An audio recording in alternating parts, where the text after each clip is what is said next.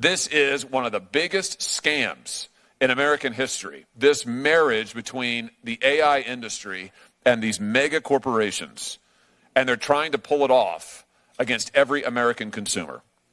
AI surveillance pricing is the unholy trinity of everything Americans hate, spying on people, ripping them off, and taking away jobs. Let me just talk about each of those briefly in turn. First, spying on people. Did you know that your neighborhood grocery store is amassing your data and tracking your purchases all for their profit? For example, take Kroger. Kroger is not just a grocery store, though it is certainly that, one of the largest. It is a data-selling mega corporation. Kroger's loyalty program has a treasure trove of data on you if you're one of their customers. One Kroger customer got a copy of his shopping profile recently. You want to guess how long it was? 62 pages. 62 pages of personalized data on this one person based on his shopping history. Last year, Kroger earned over $500 million from selling the data that it harvests from its loyal customers and giving it to other corporations. You know, that accounts for 33% of its net income last year. A third of its income came from selling the personal data of its own customers. Let me just say that again. Kroger made $500 million by tracking its customers in store and online and then selling that to other people. Second, ripping off consumers. You know, AI weaponizes your data against you for profit, and I'll give you an example.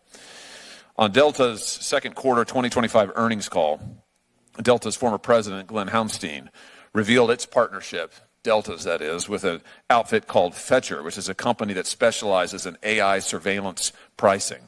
Now, after that earnings call, Bloomberg uncovered a Fetcher white paper that describes using AI with airlines to replace simple, flat fares with a complicated pricing scheme that will vary the fare based on what they believe individual customers are willing to pay. Fetcher went on, this company, to say that it's time for the airlines to enter an exploitation phase of AI technology. Think about that. These companies are salivating at the prospect of using AI technology and your personal data to exploit you, and they're not even pretending otherwise. Finally, taking away jobs.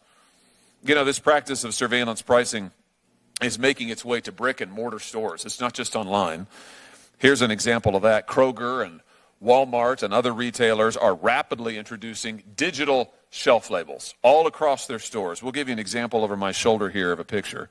Here's a digital shelf label. These are appearing everywhere across the United States. These labels can be used, because they can be changed instantaneously, they can be used to implement AI surveillance pricing in the store, not just online.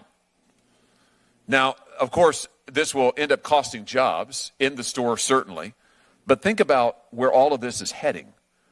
Delta's former president, I mentioned a moment ago, really put it best when he said that the goal of the industry, the goal of all of these industries, these mega corporations and the AI industry that's working with them, the goal is to charge what they call personalized prices, you know, as if it's a benefit to you. Personalized prices. Here's what he said. This is a full re-engineering of how we price and how we will be pricing in the future. We will have a price that's available on that flight, on that time, to you, the individual. Let me just translate.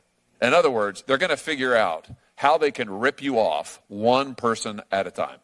They're not going to charge you the same fare they charge your neighbor. They're not going to charge you the same fare as the guy sitting next to you in the seat. They're going to figure out how they can bilk you out of every dime they're willing to pay every time you step on an airline. And it's not just going to be them. It's going to be the grocery stores and everybody else until we figure out how to bring transparency, how to bring honesty, and some protections for the American consumer.